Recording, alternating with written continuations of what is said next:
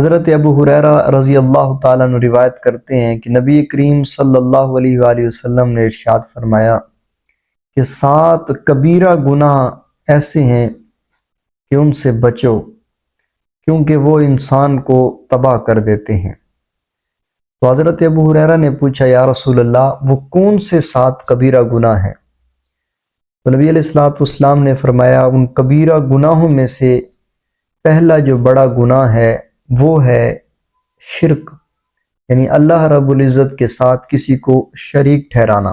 قرآن مجید میں ایک جگہ اللہ نے ارشاد فرمایا ان الشرک لظلم عظیم، شرک جو ہے یہ بڑا گناہ ہے۔ اور قرآن پاک میں اللہ رب العزت نے ایک اور جگہ ارشاد فرمایا انہ من یشرک باللہ فقد حرم اللہ علیہ الجنہ، جو اللہ تبارک و تعالیٰ کے ساتھ شرک کرے گا اللہ تعالیٰ نے اس پر جو ہے وہ جنت حرام کر دی ہے۔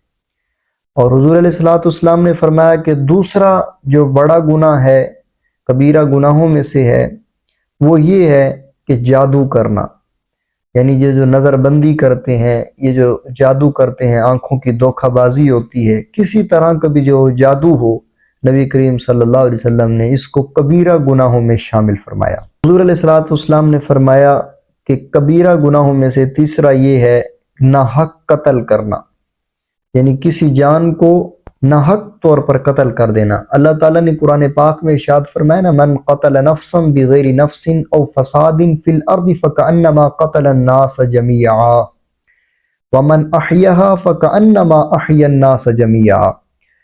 اللہ رب العزت نے ارشاد فرمایا جس نے ایک انسان کو قتل کیا اس نے ساری انسانیت کو قتل کیا، اور جس نے کسی ایک انسان کو بچایا گویا اس نے پوری انسانیت کو بچایا۔ تو ناحق قتل کرنے کے بارے میں حضور نے فرمایا کہ کبیرہ ترین گناہوں میں سے یہ ایک بڑا گناہ ہے کسی کو ناحق قتل کرنا۔ کبیرہ گناہوں میں سے چوتھا گناہ حضور علیہ السلام نے ارشاد فرمایا کہ سود کھانا، یہ بھی جو ہے وہ کبیرہ گناہوں میں سے ہے۔ اور آج کل جو ہے وہ بینک وغیرہ میں اس کا نام انٹرسٹ رکھ لیا جاتا ہے کہ آپ کو جی اتنے % انٹرسٹ ملے گا اس اکاؤنٹ میں، آپ اس میں جو ہے وہ اکاؤنٹ اوپن کرتے ہیں تو آپ کو یہ انٹرسٹ ملے گا۔ تو دیکھ لیجئے کہ نام بدل لینے سے سود ختم نہیں ہو جاتا، سود تو سود ہی رہے گا۔ اللہ رب العزت نے قرآن پاک میں ایک اور جگہ ارشاد فرمایا وَأَحَلَّ اللَّهُ الْبَيْعَ وَحَرَّمَ رِبَا، تجارت کو اللہ نے حلال کر دیا ہے اور سود کو اللہ نے حرام کر دیا ہے۔ اور 5ویں نمبر پر رسول اللہ صلی اللہ علیہ وسلم نے فرمایا کہ یتیموں کا مال کھانا یہ بھی کبیرہ گناہوں میں سے ہے۔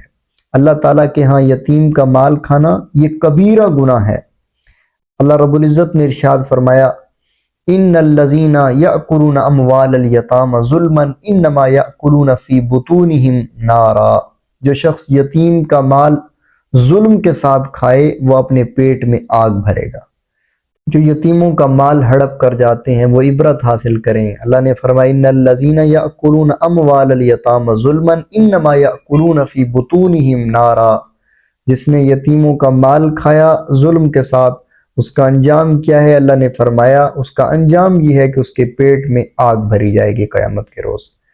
اور نبی کریم صلی اللہ علیہ وسلم نے فرمایا کہ کبیرہ گناہوں میں سے چھٹا گناہ یہ ہے کہ میدان جنگ سے بھاگ جانا۔ جب فوج میدان جنگ میں لڑ رہی ہو، جہاد کر رہی ہو، تو اس وقت میدان جنگ سے بھاگ جانا یہ کبیرہ گناہوں میں سے ہے۔